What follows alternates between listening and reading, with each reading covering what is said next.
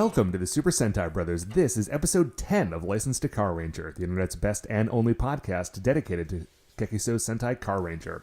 Every week we watch an episode of the show and we share our thoughts with you, the listener. My name is Matt J. With me as always is my co-host and brother Dave. Dave, how you doing this week? Welcome back. Not bad, yeah. Thank you. Had a bit of a crazy week last week. It's cool though. Yeah. It was a bit crazy, but it is very cool. And that's what I have to say about that, Dave. Today we're watching episode 10 of Gekisou Sentai Carranger. It is called A Great Reversal, Bicycle Training. It was written not by the same guy. We got a new writer. I mean, it's not a new writer. He's new for Carranger. It's Hirohisa Soda, who we know from, I think, every other season he's done episodes on. That name sounds familiar. He was a regular writer, and I think sometimes a head writer of the show, depending on what season it was. But this is our first episode with a different writer, and I'm kind of excited because every other time it's been Yoshio Urasawa, and now we get to see what somebody else does with the group. That's fun for me, and hopefully for you, the listener. Its original air date was May 3rd, 1996, and I'm excited to talk to you about it, Dave. But of course, first, as always, before we get into that, shining in the heavens, there are 5 stars. And what is our first star of the week, Dave? Man, our first star of the week, very exciting.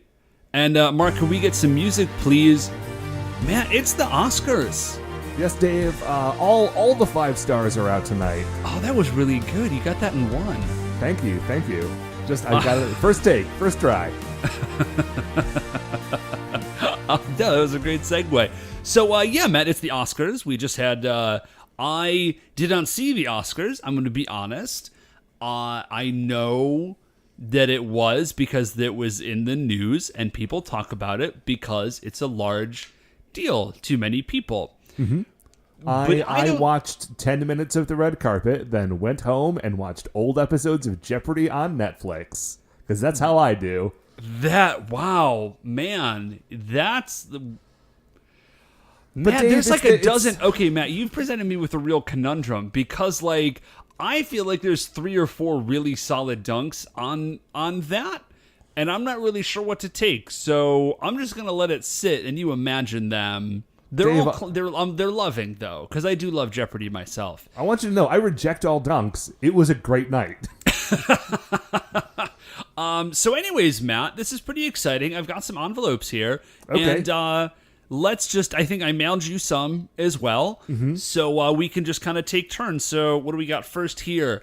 Okay. So Matt, the award for, drumroll please, the award for not nearly enough Hulk in this movie goes to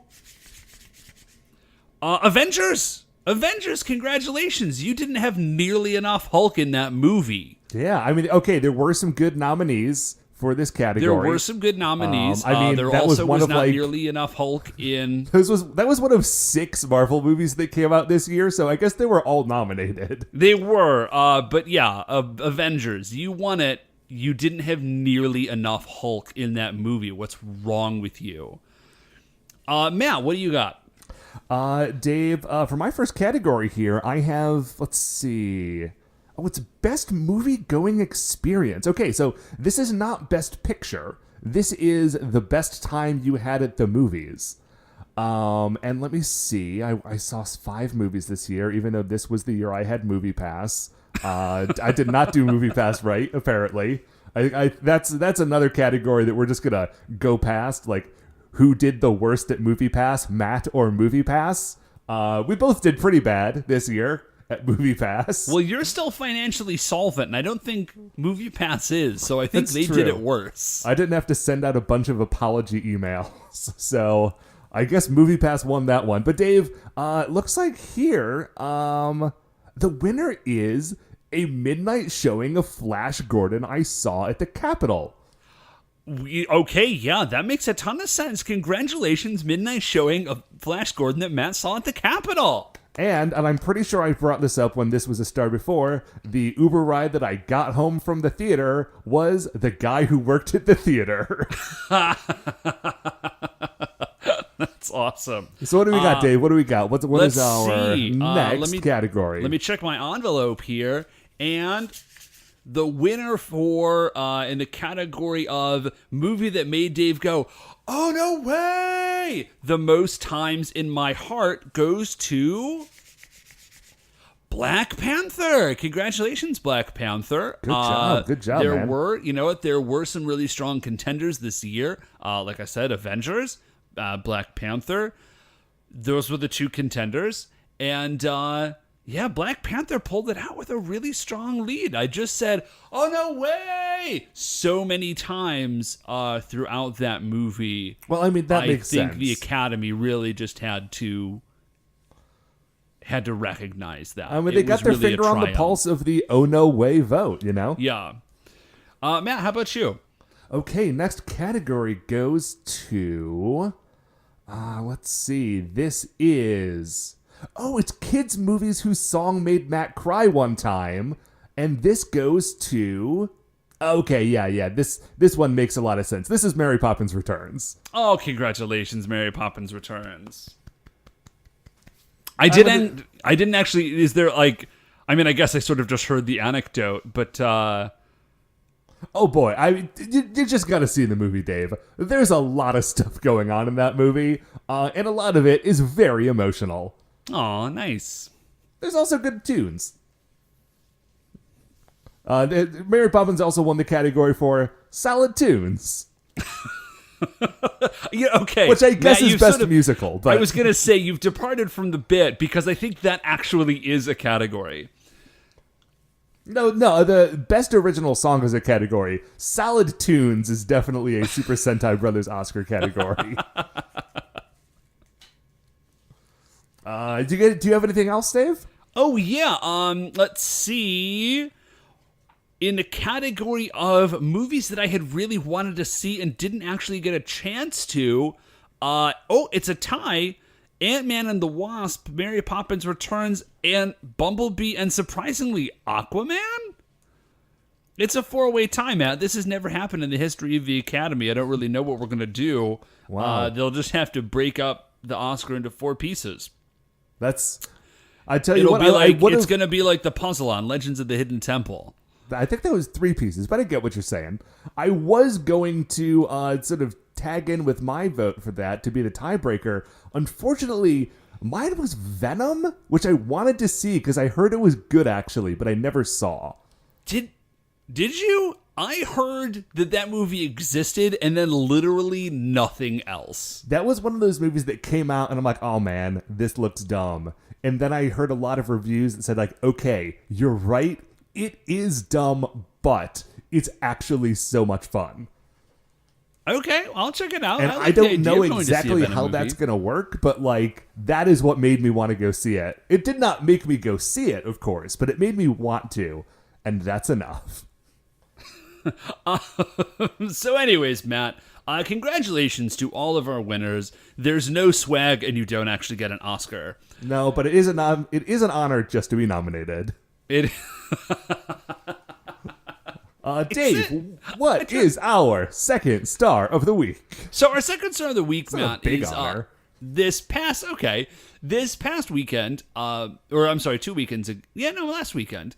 My wife Beth had to go out of town to her brother's wedding, and it was just for a number of factors. I just stayed home with the twins, and in a really lovely gesture, you and producer Mark and friend of the show Cody all came out, hung out for the weekend, helped me watch these 2 wonderful children, and then we just sort of like hung out and had a batchinette dad's weekend. Yeah, only 2 of us are dads. It was a really lovely gesture. But it was a really lovely thing. We're very lovely guys, Dave. You are. Listen, you're goofing, but it's genuinely true. So we got a chance to play Gloomhaven, which I know I've talked about on the show before. But Gloomhaven, if somehow you are not connected to this, Gloomhaven is basically a board game analog version of Gauntlet Legends.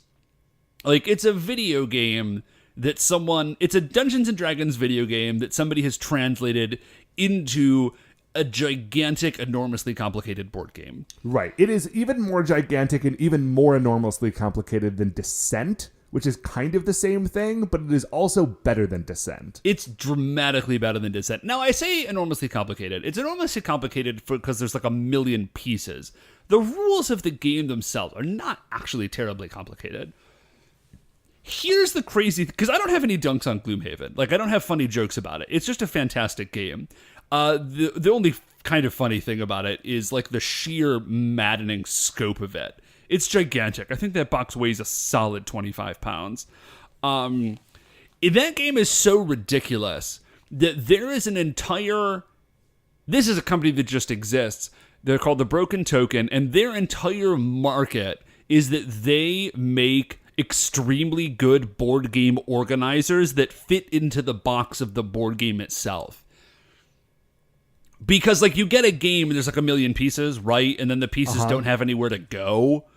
And the Broken Token is like, we will sell you, for Gloomhaven, it's $100. Which, is that more than the game? Oh, no. Gloomhaven is like $150 or something. Okay. But it's a substantial, like, the game is now down to 150. It was originally like 200 or something. But the Broken Token Organizer is $100. Man, I love the weird cottage industries that jump up around stuff. Like, I feel like this is not the same, obviously, but in the same vein as like a Mad Catz controller, like a Mad Catz turbo controller. No, it's exactly in the same vein. It's like, this isn't official, but it's gonna do a thing that you want to interact with this other thing that you already have. Here's the crazy thing, because I was thinking about this, because, like I said, Gloomhaven is basically a video game that someone has turned into, like, an actual analog board game. And I was thinking to myself, like, man, it seems like somebody should have just made a video game of this by now, right? Like a Heroes of Might and Magic style, that, like, somehow maybe I could play with my friends, right? Like, we all log into a server and we could play Gloomhaven, and then we could have the fun of it, and it wouldn't have to spend, like, half an hour setting up and tearing down each board, because, like, it takes forever. Right. Because, as I mentioned, there's a million pieces. And it turns out Asmodee Digital is doing a video game of Gloomhaven. Oh, really? Great. This makes a ton of sense, right? You know, it does. And I don't want to interrupt, although that is what I'm doing right now. But I don't honestly know if that would be as fun. I feel like if you don't, like, have all the little bits and bobs and, like, put all the cardboard maps together and have, like, the big world map that you're putting stickers on, like, that I think is kind of half the fun of a game like this. Okay, yeah, no, I think you're right. I think there's a space for it, because I'd love to keep playing this game with, like, you and Mark and Cody, but, like, obviously it's hard for us to get together. Here's the insane thing, though. The video game doesn't have multiplayer. What? Yeah. This is like a solo video game where you're just playing Gloomhaven by yourself, which, like, you can play Gloomhaven by yourself. Like, there's rules for it. But, like, why? Why would you do that? Like, it's so insane. And they say, they're like, oh, we're putting in multiplayer, like, later. Like, my dude, multiplayer is, like, the prime function of this thing. Like, you don't have a game until you have multiplayer. And, like, I'm not a huge multiplayer guy, but, like, Gloomhaven is a very specific experience. Like, what are you doing? It's madness. That is wild.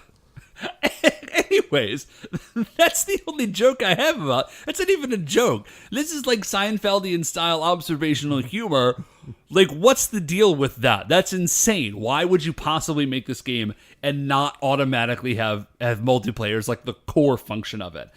Anyways, Matt, what is our third star of the week? Dave, our third star of the week is man, it's been a while since I've had one of these, but this is a commute update.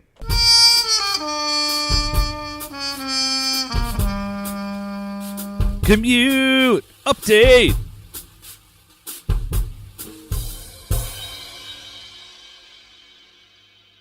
Wow, how about that, Matt? How's your commute been? Commute's been fine. Cool. Little sub-commute update. There was a billboard on a building in the warehouse district that I drive past on my way to work.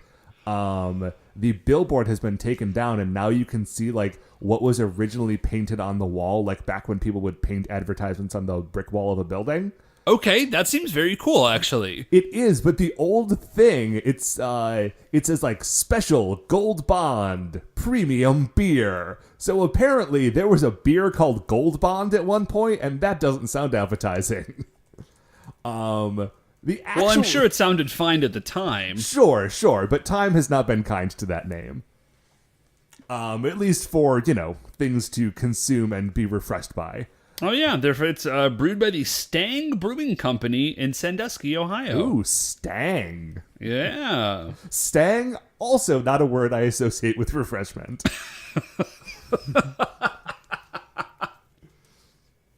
Anyway, Dave, the main commute update is that I recently, and I don't know how this happened, maybe I whacked it with my ice scraper when I was trying to get my car cleaned off in the morning. But I was driving down the road the other day on my way to work, and that my back window was all salty and terrible. And so I tried to employ my rear wiper blade to get some washer fluid up on there. Okay. To wipe it off, as one does. And I looked behind me, and apparently the thing I had hit with my ice scraper was the nozzle, like the tip of the nozzle for the wiper fluid.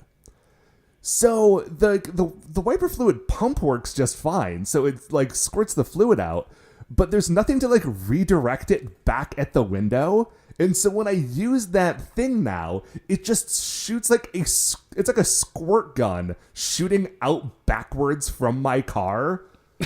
Like I am driving the world's most boring James Bond car. Yeah, you have a James Bond car that just does a very minor favor for whoever happens to be behind you. Right. If someone is tailgating me, I can make their windshield a little bit cleaner. Oh, so Matt, just real quickly, if I can interject, if you would like to know more about the Stang Brewing Company, you can purchase the book Brewing Beer in the Buckeye State, Volume 1, by Dr. Robert A. Musson. Now, Dave, how many volumes has Dr. Musson put out there for the good people? Matt, I'm not sure. This just says Volume 1. Well, on beerbooks.com, it's not in stock, so apparently a hot seller. Oh, wait a minute. Just real quickly, Robert A. Musson, MD. He is a doctor, but not of history. So he's not a doctor of beer. Right? No, this is just a physician who's really into beer. Anyways, so yeah, no, ultimately, I think the world would be better if it had fewer people like James Bond and more people that just did small favors for people around them. Yeah, although if you are interested in James Bond, I think that makes a better podcast, watching James Bond movies, than watching me squirt washer fluid on other people's cars. Check out Spectre I don't know how Monthly. much life that has as a listening experience. What, Matt, is our fourth star of the week? Dave, our fourth star of the week is that our sister's in town. Oh yes, yeah, from Japan. Hi, Katie. Yeah, she's not here right now. No, but she'll be around for another little while. And she has been sort of bouncing back and forth between your place and my place, and visiting friends and stuff while she's back in the States for a couple of weeks, as she is wont to do. And so for a while, a couple of days she was at my place. And as longtime listeners might remember, there was most of a year last year when she was living with me. Now. Yeah, in between expatriations. Yeah. So she was coming back to my place. I'm like, okay, cool. What do I have in the fridge? Do I have any food to make dinner when she comes over? And I opened up the fridge and I'm taking stock of my inventory.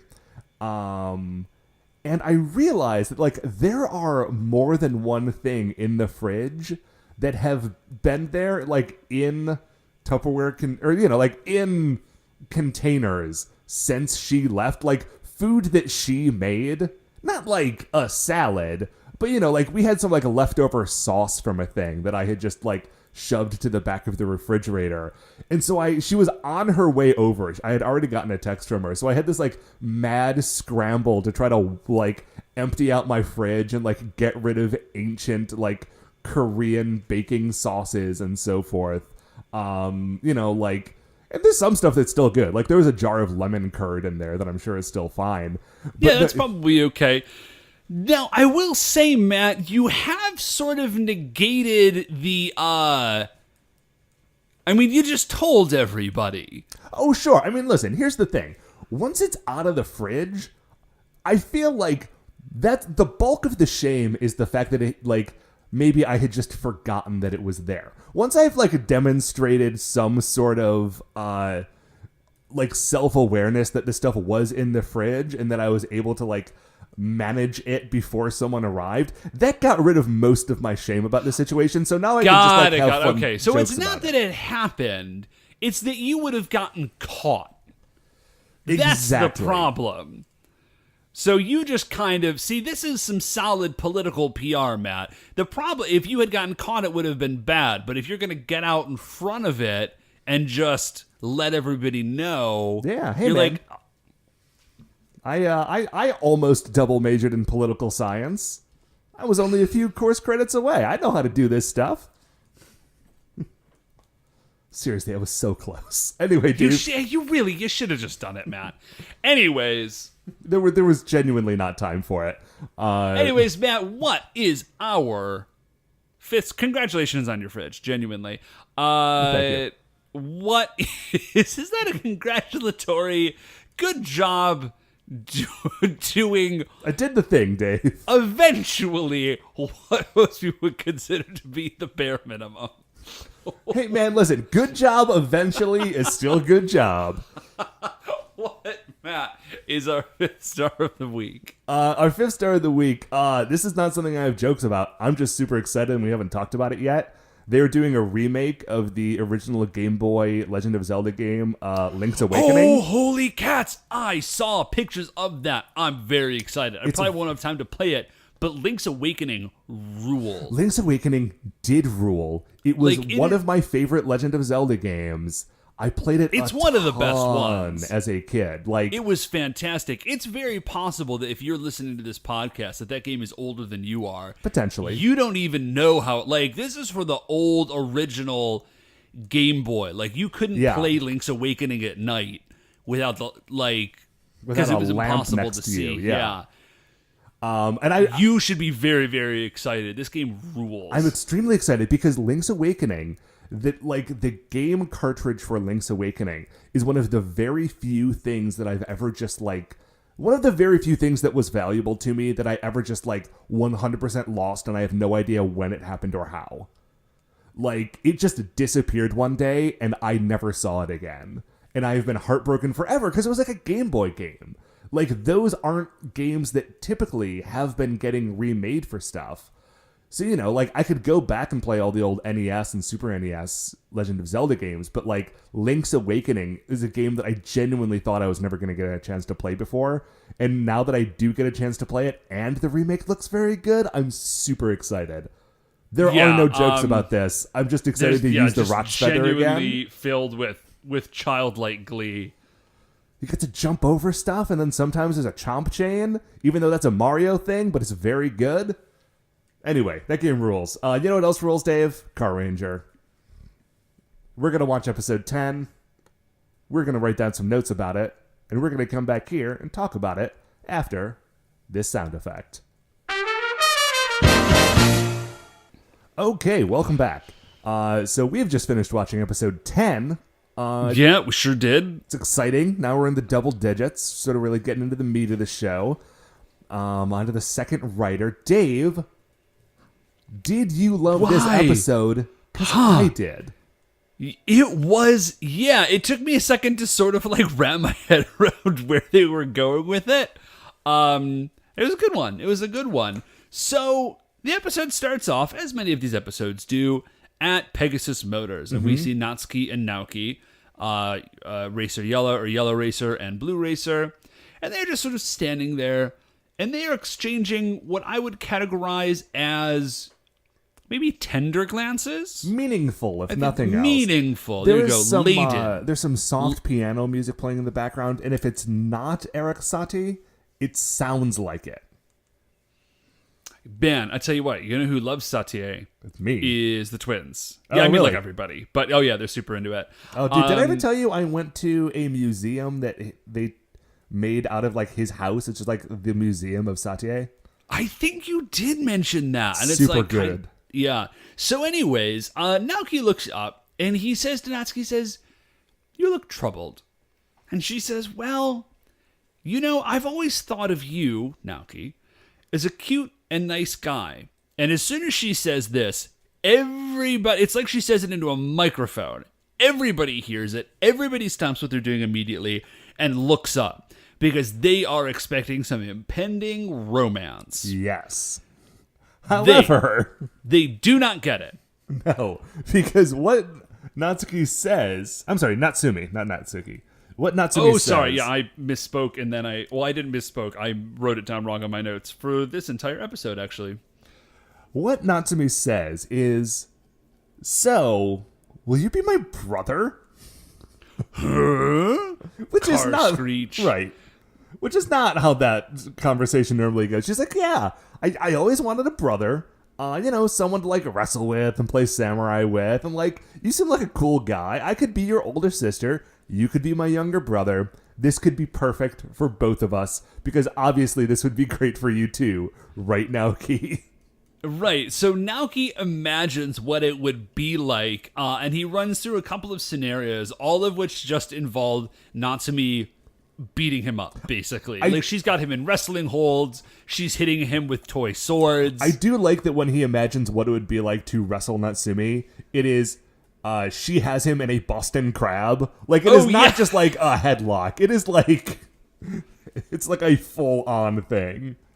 And it is a submission maneuver. Right, and Natsumi is like, yeah, this will be great. I've decided, we're just going to do this.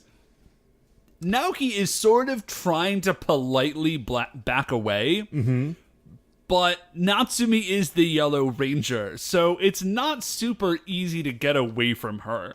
Right, and she sort of like drags other people into it. And she says like, "Hey, Dapu, don't you think we'd be good siblings? Come on, Dapu." And Dapu's actually pretty into the idea. Well, he's like, "Oh." I feel like Dapu's kind of deflecting a little bit with this. Well, he says that this sort of sibling relationship, he's like, this would draw us, this would draw you guys closer together as Carrangers. I think it's a great idea. So, okay. We go from here to the moon. Not the moon. We go to Barabarian, where Zanet is on an exercise bike, theoretically exercising, but really just sort of like sashaying. Yeah, she's doing that, and everybody else in the bar is just sort of like perving on her, just sort of watching her work out. Well, everyone but one. I was going to say, everyone but LL Onene, the driving madness. Because the driving madness, it's very good. Yeah, that's a fantastic title. So she's a lady Bozok, and she's clearly bummed. She's just sort of like slumped in the corner. She's not having a good time. She's not entertained by watching Zanet flounce. And so Resident Dynamo looks over and he's like, "Hey, what's with you? Like, are you mad about something?" She's like, "No." Zanet walks over and she's like, "Well, are you just upset that you're not as beautiful as I am and you'd like the secret?" And LL Onene is like, "No." President Dynamo says, "Is it because you want to marry me? Because you can't." And she's like, "No, absolutely not. No, that's not it." And then it was either Zelmoda or Grotch is like, "Oh, I know. You're just like angrily squirming in your seat over there. You gotta pee, don't you?" As though it was not in her power to just go stand up and walk to the restroom. Well, they do explain where the restroom is, so maybe they think she's just... Anyways. So she's like, "Listen, what is the first rule of being a Bozok? Like, what is being a member of the Reckless Driving Bozok tribe all about?" And Zelmoda has a great answer. He's like, "Well, The first thing is you have to lose your license. Right. Like, once your license is suspended, and I was really hoping he was going to get to talk about it, because I am interested in the answer to this question. And so she says, and I'm not sure why this is her answer, but she says, no. The first rule is that you gotta get more people to join, because the more reckless drivers there are, the more fun it is. And we haven't been getting new members, because we're stuck on this stupid planet. Like Earth, that is. Yeah. So she says, I'm going to do this myself. Because apparently she is the former leader of the Bozok girl gang. So I don't know if that... I assume what that means is that there was a girl gang that has been, like, absorbed into the Bozok, and she was the leader of that. Yeah, I think that would make sense, or maybe she was sort of like a lieutenant of, you know. But yeah, she says, I'm going to take care of this myself. I'm going to head to Earth, like, catch you nerds later. Yeah. So we go back down to Earth, and Natsumi is chasing Naoki around, just, like, trying to bully him into being her brother, which is not... Yeah, it's which it's not an effective tactic. Right. Well, in one way, I think is, very indicative of a sort of certain sibling relationship. Not one that you or I or our sisters ever had, but... right, but it's not the sort of sibling relationship that one seeks out. That's the sort of sibling relationship that one resents. Yeah, you're sort of stuck with that one. So as Naoki is running away, he hits a straight up Wile E. Coyote, just like a tripwire. Like, he just runs into, like, she's standing behind, LL Onene is standing behind a pillar. She sees him coming. She pulls a rope. It goes taut. He trips over it. She pops out, and she puts a reckless driver headband on him, which, the reckless driver headband is basically the headband that Bolo Long wears in Bloodsport, if that helps. Or I think, Daniel-san wears one in Karate Kid. They're very similar. So he gets this reckless driver headband, and his Carranger abilities provide zero protection. No. Well, I mean, he's not transformed right now. So since maybe if she tried to put it on his helmet, it would not work, but it's right on his head. And so, of course, he immediately becomes an evil member of the Bozok girl gang. She has a bike for him, ready to go. Yes. He is now wearing, like, a silk kimono over his clothes, and has the headband on, and you can tell that he is evil now and mind-controlled because he has heavy eye makeup. Yeah, so it's not a kimono, it's sort of like a short over jacket thing, which I only mentioned because I know there's another name for it. I don't know what the name is, but I do know that it's not a kimono. Anyways. Like, not like a kimono, but like if I were to, like, go to, like, the mall and buy, like a short silk robe, like, sort of flowy robe. Yeah, it's like... I feel like they would be called a kimono, but it's a different thing. I know what you mean, though. Yeah, anyways, so here's where we find out this wild thing, and I mentioned it just a second ago. Elelonene, it does not have a car. No. And the Bozok girl gang didn't have cars. They were a biker gang. And by biker, I don't mean motorcycle. Yeah. I mean, like, they just pedaled Bicycles. around. So Elelonene, which is like the least intimidating vehicle possible. I mean, yeah, but when you get 50 of them all coming at you... so she summons her bicycle called the Meteor, and I guess. Okay, Dave, here's the deal. I mean, she does do that thing. No. Sorry. Here's the thing. I'm just still on your previous comment. Like, if my money were to go on me in a car versus 50 people in a bicycle, on bicycles, like, I'm putting my money on cars. First of all, that's very reckless, and you should not do that. Second of all, they're not attacking cars. They're trampling people and driving down roads. Well, okay, yeah, good point. But it doesn't matter what you think, Dave, because when she summons her bike, the decorations on the front of her bike read as follows: Bozok Girl Gang, no need for your opinion. I missed that. That's incredible. It's incredibly good. Oh, man. Somebody should get that as a tattoo. I stopped and rewound it just to make sure I had it right, and I did. No need for your opinion. That's so fantastic.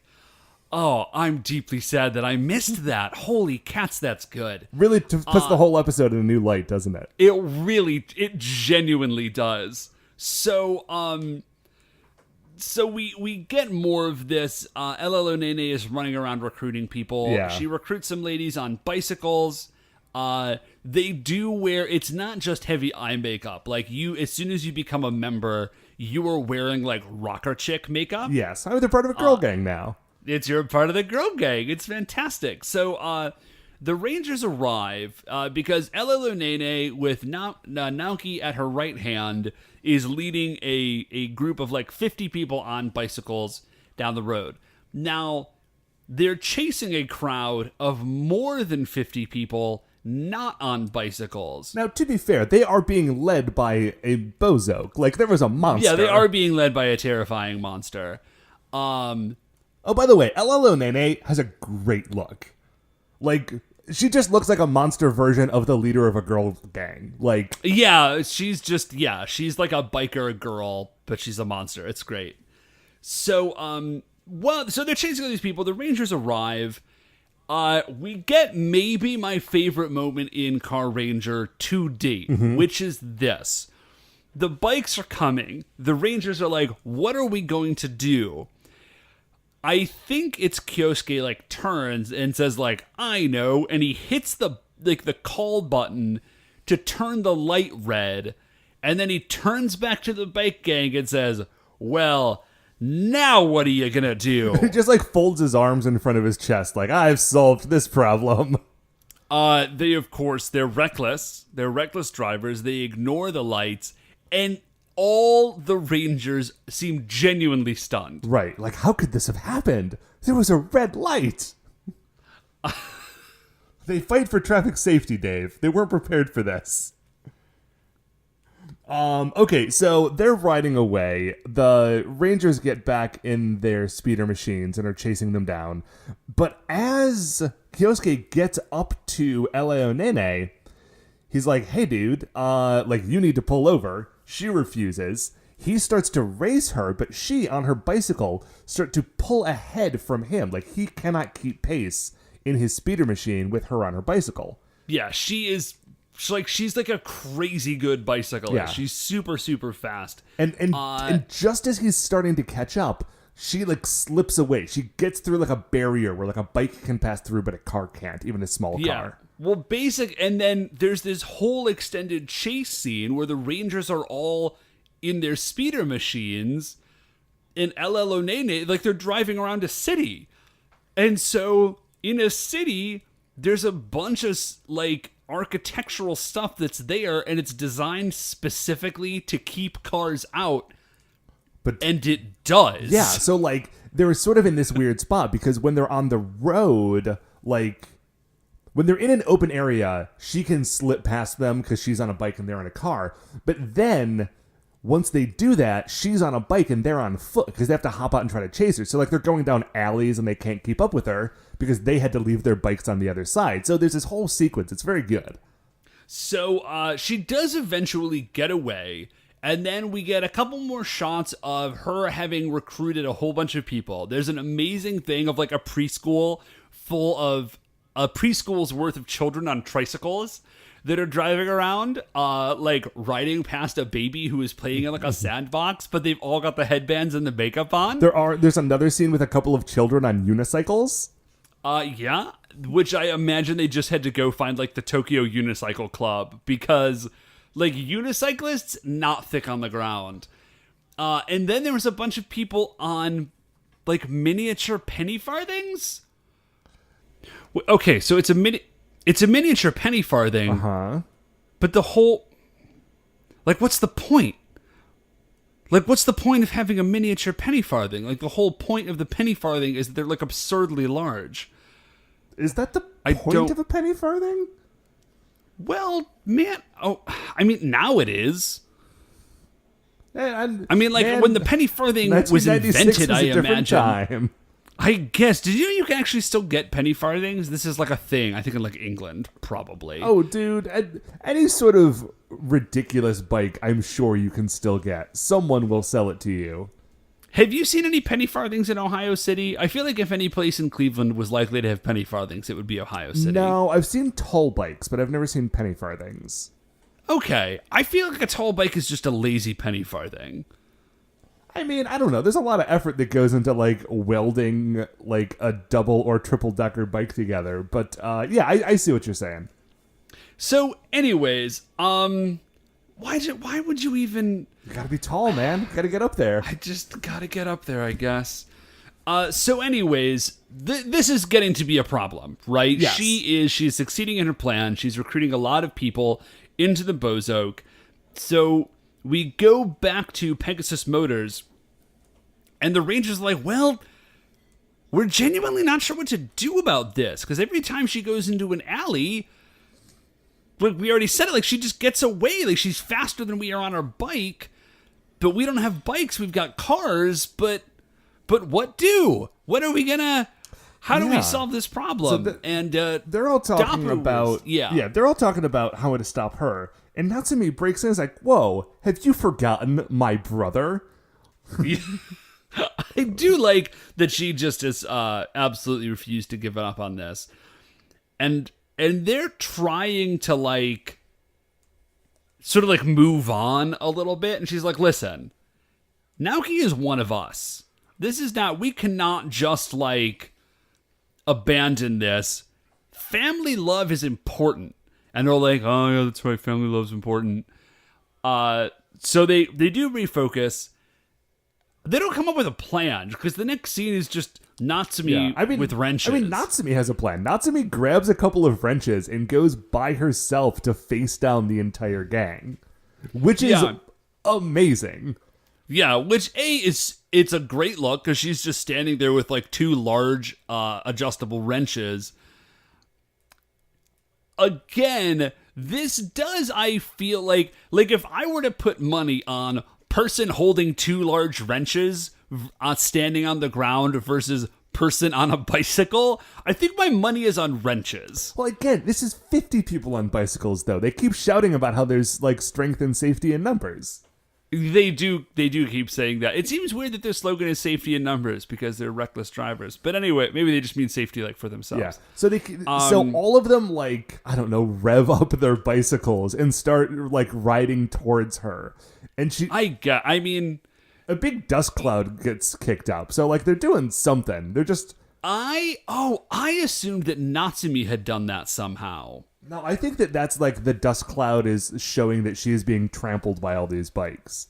And she is, because what happens is she stands her ground, all of them run towards her, and she sort of gets lost in this dust cloud. But as the dust clears, like she's lying on the ground and she has like tire treads on her face. But you can see that Naoki is also there, but his bike has been mostly disassembled.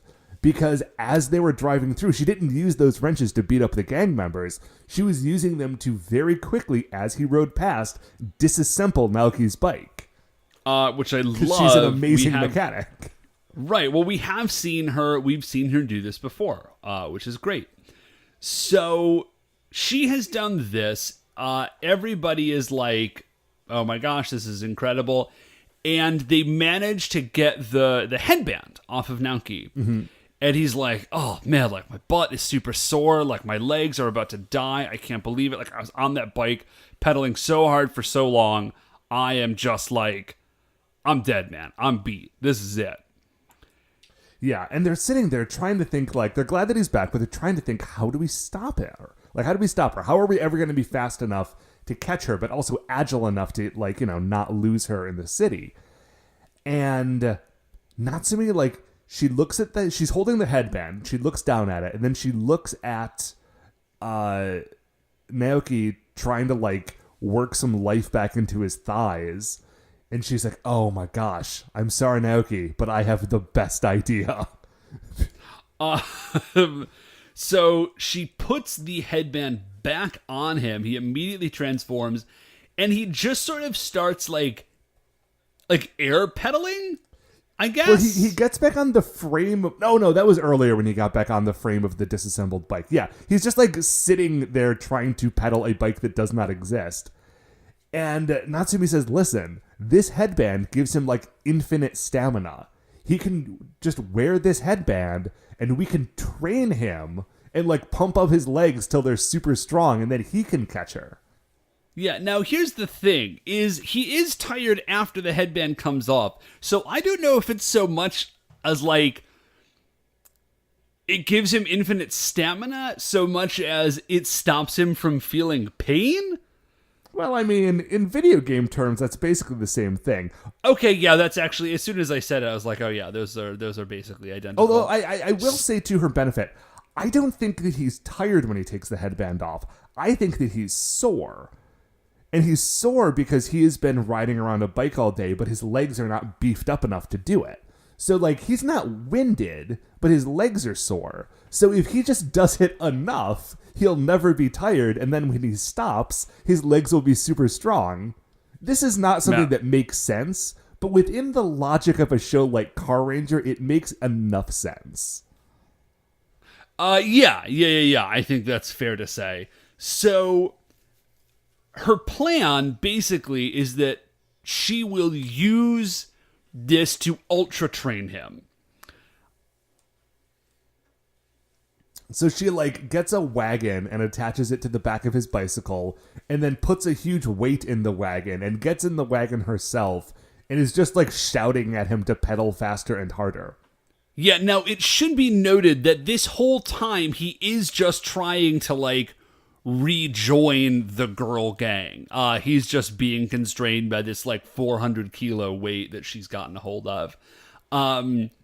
So eventually they're riding around. They do run back into the girl gang. They find LL Nene, and right as Naoki is about to, like, rejoin the girl gang, Natsumi's like, ha! And she reaches forward and just, like, grabs the headband off of him. And, like, now he's ready to go. Yes. He's done this incredible training. And now we're ready for the plan to be launched. So we cut to Red Racer driving around in his speeder machine. This is sort of a repeat of something we'd seen earlier in the episode. He's trying to catch up with LL Nene, and he can't do it. And then all of a sudden, from around the corner, comes Naoki on his bicycle. Now, he is not transformed. He is just, like, regular dude on his bike. But he is so fast. He's so good because he did the ultra training. So, like, now he can keep up. And LL Nene is shocked. She sees him. She's like, oh my gosh, you're magnificent. This is unbelievable. Let me see those thighs. Like, she just cannot believe that they are that beefy. Yeah, she sort of gropes him. She, like, reaches out, and now he is clearly, like, deeply uncomfortable. Yeah, I mean, reasonably. Oh, yeah. Like, I'm not saying that's a totally fine way to be. So basically, like, they do a big bike race. There's nothing a lot exciting about to say it. I mean, they jump over a car at one point. They do Knight Rider style. Was that the turbo boost in Knight Rider, where he would just, like, leap from a flat surface? Mm-hmm. Speed Racer did that same thing, but they at least had the decency to show you that there was, like, a spring-mounted panel on the bottom of the Mach 5 that would just, like, launch you up. Yeah, Kit did not have that much stuff going on underneath the hood. Or, I mean, underneath Well, we don't know. We never saw. So I didn't mean underneath the hood. I meant underneath the car. I'm sorry. Yeah, no, I knew what you meant. So, basically, they do this big bike ride. Natsumi does Naoki... Like, he wins, basically. He wins, and then he, like, skids to a stop, and he looks at her and says, see what justice can do? Yeah, it's a good moment. Then Natsumi arrives on a Vespa, and she's like, hey, want to know how we did it? Like, here's our plan. We hit you with your own pimp, as the old funny internet video says. Yeah, now, if she had a Vespa this whole time, I feel like they could have solved this problem. Well, but she could be... Oh, yeah, that's a good point. I was about to be like, well, they had speeder machines, but a Vespa is bike-shaped. Yeah. I love that, like, this episode would not have worked in any other season, because everybody else has motorcycles. But, like, because they have the speeder machines, they could do it in this episode, because bikes can go places that go-karts can't. So, but dirt bikes can go anywhere. They can. So they get into a fight. The Wumpers are there, like they fight. Oh, and this is a. May I can I interject one thing? Yeah, please do. When Naoki and Natsumi transform, LLO Nene is genuinely shocked because she had no idea that they were Carrangers. Because when they first encountered, I forgot about like that. when they encountered her, they weren't transformed, and so this whole time, like they've just been people that she has seen around. Now she should have put two and two together, but I really like that they like noticed that fact that like this would be a weird moment for her. And then they beat up a bunch of Wumpers. Yeah, they beat up a bunch of Wumpers. The best part about it is that this is a Naoki focused fight, and he is basically murdering people with the newly discovered power of his super legs. Yes, he kicks people so hard. At one point, Minoru does pick up a Wumper and like super throw him like 2 stories up into the top of a tree, which is great. It's not really like a focus of the fight. I just loved it, so I wanted to mention that. So LLO Nene she's got a weapon. It's just sort of like a beaten stick that he just straight kicks in half, which is pretty awesome. He also does the thing where she like lunges at him with her staff or sword or whatever it is, and he jumps up in the air and then like lands on top of it on one foot and then uses his other foot to kick her. So good. Yeah. So, he does a hyper hairpin kick, which is his big super kick. LLO Nene's like, well, this fight's going poorly, and even though I prefer matcha green tea cake, I guess it's time for some Emo Yokon. So she eats the Emo Yokon. She goes giant. They summon RV Robo. And everybody's sort of like, Naoki, you got this one? Like, you wanna do the honors? And he's like, yes, I will use the legs I trained, which is not... That's not how robots work. Yeah, if you train your own legs and then you get in a robot, those robot legs are still the same robot legs that they were last week, but whatever. So, but he does all of he basically just repeats the fight that he already did using his giant robot. Like, he even does a hyper hairpin kick. LL Nene goes down, and that's basically it for her. There's a sword moment, but we all know how this is going. Yeah. So that's kind of the end of the episode. We get to we go back to the shop, and Natsumi is the episode ends with Natsumi still trying to bully Naoki into being her family member, and him just sort of running away from her, which is fun, but ultimately a little weird because I don't think this is going to resolve itself, and probably by next week we're going to forget that it ever happened. Yeah, I think that's a pretty reasonable conjecture, Matt. So that's the end of this episode, Dave, but it's not the end of our episode, because first, we need to determine where LL Nene falls in the Creature Royale. And honestly, I think pretty high, especially as compared to Carranger monsters. Yeah, I am pretty into LL Nene. She's got a great look. Mm-hmm. I love her idea. I love the idea that she is the leader of a girl gang of bike riders, which I know I've been sort of goofing on her because she rides a bike, but you've got to be pretty hardcore to be a bicycle only member of the reckless driving tribe Bozok. Yeah. So, okay, I think currently our top Bozok is Bibi Dampa, right? Yes. The Beethoven of the universe. The Beethoven of the universe, and Bibi Dampa comes in at spot number 59.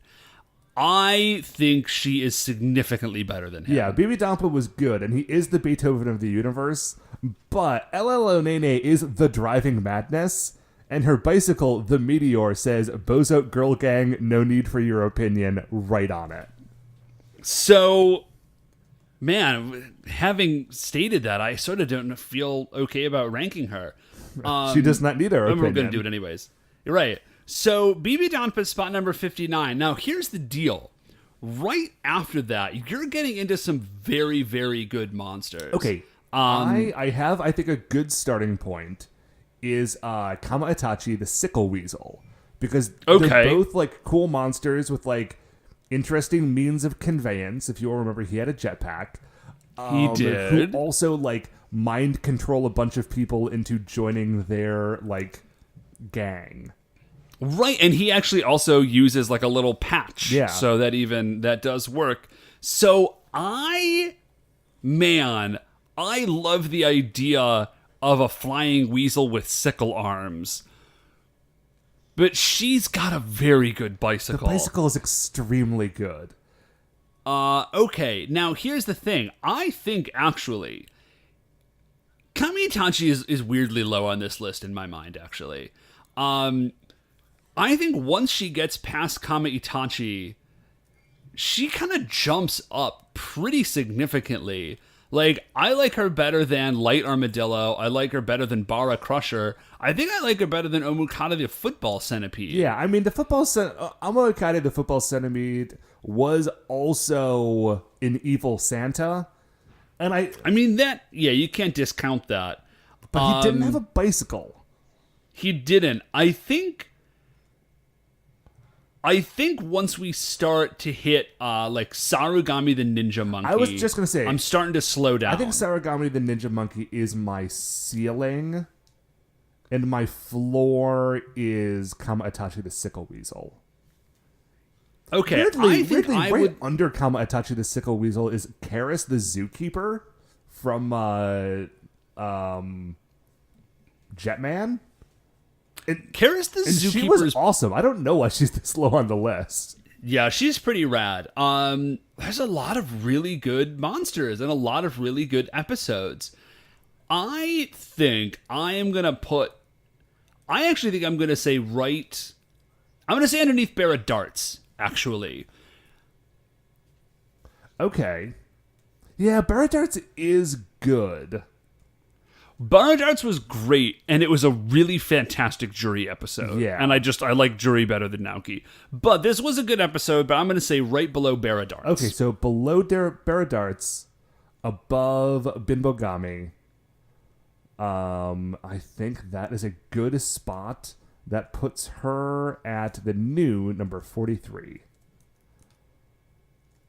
And that, Dave, is going to do it for another episode of Licensed Carranger. Before we finish up here, I'd like to remind you all that you can email the show at supersentaibrothers@gmail.com. If you want to get any updates on future episodes or check out what we're talking about on Twitter, we are at Super Sentai Bros. If you like the show, please remember that shining in the iTunes review section, there are 5 stars. Rate, review, subscribe on Apple Podcasts or wherever it is that you find the show. Because that will help other people find the show, and that will be great. The Super Sentai Brothers are a production of Retrograde Orbit Radio. To find any of the other great Retrograde Orbit Radio shows, you can do that all at retrogradeorbitradio.com. Once again, we are the Super Sentai Brothers. I'm Matt. I'm Dave. And we'll see you next week for the greatest show on Earth.